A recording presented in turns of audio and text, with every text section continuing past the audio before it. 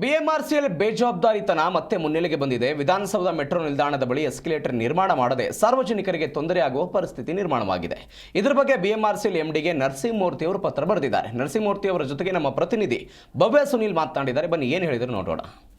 Metro ದರ ಒಂದು ಕಡೆ ಏರಿಕೆಯಾಗಿ ಮತ್ತೆ ಇಳಿಕೆ ಮಾಡೋದಕ್ಕೆ ನಿರ್ಧಾರ ಮಾಡಿದ್ದಾರೆ. ಆದರೆ ಮೆಟ್ರೋದ ಒಳಗಡೆ ಸರಿಯಾದ ಸೂಕ್ತ ವ್ಯವಸ್ಥೆಗಳಿಲ್ಲ ಅನ್ನೋ ಕೂಗು ಕೂಡ ಕೇಳಿ ಬರ್ತಾ ಇರುವಂಥದ್ದು.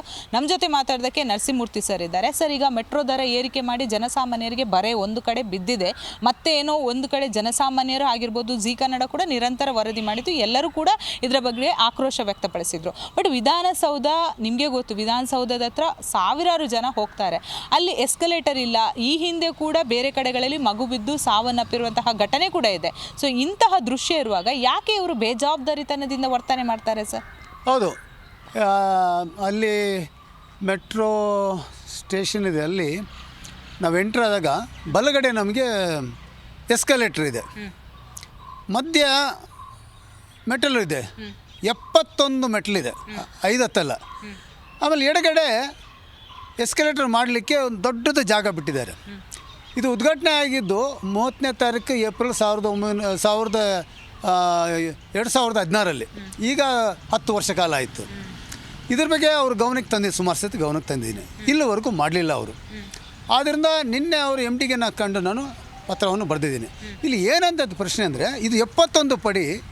ಈಗ ವಯಸ್ಸಾದವರು ಮತ್ತು ಪೇಷಂಟ್ಸು, ಇನ್ನೊಂದು ತಾವು ಹೇಳ್ದಂಗೆ ಇದು ಭಾಳ ಇಂಪಾರ್ಟೆಂಟ್ ಒಂದು ಸ್ಟೇಷನ್. ಇದು ಎದುರುಗಡೆ ವಿಧಾನಸೌಧ ಇದೆ, ಈ ಕಡೆ ಹೈಕೋರ್ಟ್ ಇದೆ, ಮತ್ತು ಇಂಟರ್ನ್ಯಾಷನಲ್ ಟೂರಿಸ್ಟ್ ಇರೋ ಜಾಗದಲ್ಲಿ ಇದು ಬೇಕಾಗಿ ಬರುತ್ತೆ. ಇದು ಇಟ್ಸ್ ಅ ಮೇನ್ ನೆಸೆಸಿಟಿ. ಅದಕ್ಕೆ ಇದಕ್ಕೆ ಮೊದಲು ಕೂಡ ಇಲ್ಲಿ ಶೌಚಾಲಯ ಇರಲಿಲ್ಲ, ಕುಡಿಯೋ ನೀರು ವ್ಯವಸ್ಥೆ ಇರಲಿಲ್ಲ. ನಾನು ಲೋಕಾಯುಕ್ತದಲ್ಲಿ ಕಂಪ್ಲೇಂಟ್ ಕೊಟ್ಟು ಆದಮೇಲೆ ಅವರ ಡೈರೆಕ್ಷನ್ ಮೇಲೆ ಇದನ್ನು ಮಾಡಿದ್ದಾರೆ. ಈಗ ನಾವು ಕೇಳೋದೇನೆಂದರೆ, ಪ್ರತಿ ಸತಿ ನಾವು ಲೋಕಾಯುಕ್ತ ಕೋರ್ಟ್ಗೆ ಹೋಗೋದು ಅದು ನೆಸಸರಿ ಇಲ್ಲ ಅಂತ ಕಾಣುತ್ತೆ. ನೀವು ಅದನ್ನು ಫೇರ್ ಮಾತ್ರ ಜಾಸ್ತಿ ಮಾಡ್ತಾ ಇರ್ತಾರೆ. ಇಡೀ ದೇಶದಲ್ಲಿ ಎಲ್ಲೂ ಇಲ್ಲದೆ ಒಂದು ಇಲ್ಲಿ ಮಾಡ್ತಾ ಇರ್ತಾರೆ ನೀವು.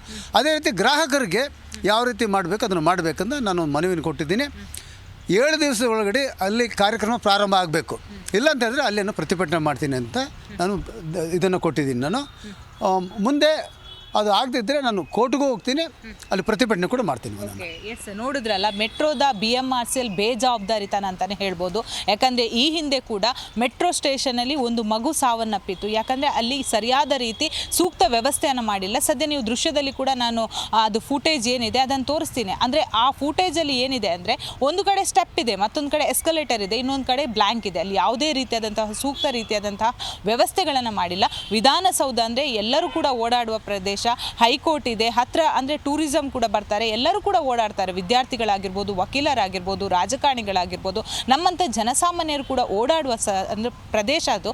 ಅಲ್ಲಿ ಸರಿಯಾದ ಸೂಕ್ತ ವ್ಯವಸ್ಥೆಯನ್ನು ಬಿಎಂಆರ್ಸಿಎಲ್ ಇನ್ನಾದರೂ ಮಾಡಬೇಕಾಗಿದೆ. ಬೆಂಗಳೂರಿಂದ ಕ್ಯಾಮ್ರಾ ಪರ್ಸನ್ ಗುಡಿಗೇರಿ ಜೊತೆ ಭವ್ಯ ಸುನಿಲ್, ಜಿ ಕನ್ನಡ ನ್ಯೂಸ್.